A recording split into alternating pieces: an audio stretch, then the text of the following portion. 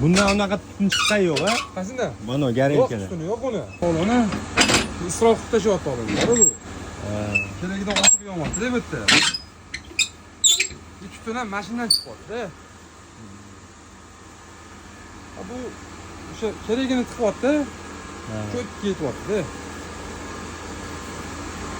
Bu tepada chiqayotgan tutun. Maniki aka tutun. Yoqib berishi ham tekis, tiniq yoqib beryapti. Mana yoqib beryapti.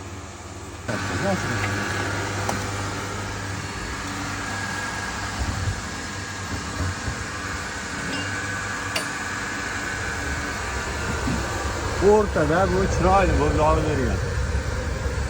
Yaxshi yo'q.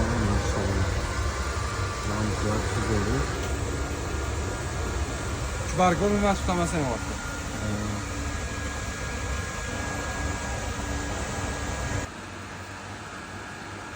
Assalomu alaykum va rahmatullohi yurtdoshlar, kanalimiz a'zolari, kuzatib borishlar. Xo'p, 50 sotkali teplitsamizga kelganmiz. 50 sotkali garelkamizni yasab bergan edik, joyiga o'rnashtirib qo'yishdi akalarimiz. Shuni video qilgani kelganman. Hozir kechqurun ishlab turibdi. Yonishlarini bitta ko'rsatib beraman.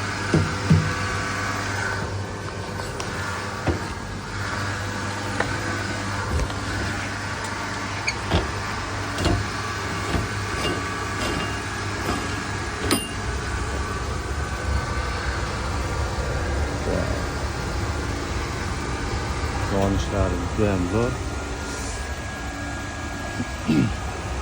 Hozir kechqurunligini hisobiga yaxshi ko'rinmayapti, lekin toza, umuman tutun chiqarmasdan yoqib beryapti.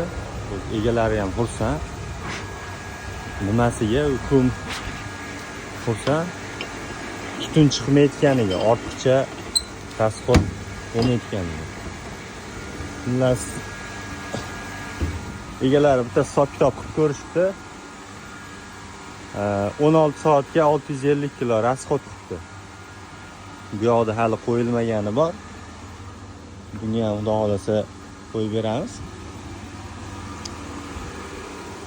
Rasxodi zo'r deyishyapti egalari. Tutun chiqishlari ham bu oddiy nimaga yoqilgan katyoldek chiqyapti tutuni. Bundan unaqa tutun chiqqan yo'q. Xudo xolasa rezultat bor. Kimga kerak bo'lsa 50 sotik, 30 sotik teplitsalarga tayyorlab beraveramiz. Aloqaga chiqarasizlar, telefon nomerlarini yozib qo'yamiz. Buni gradusini aytib o'tmoqda.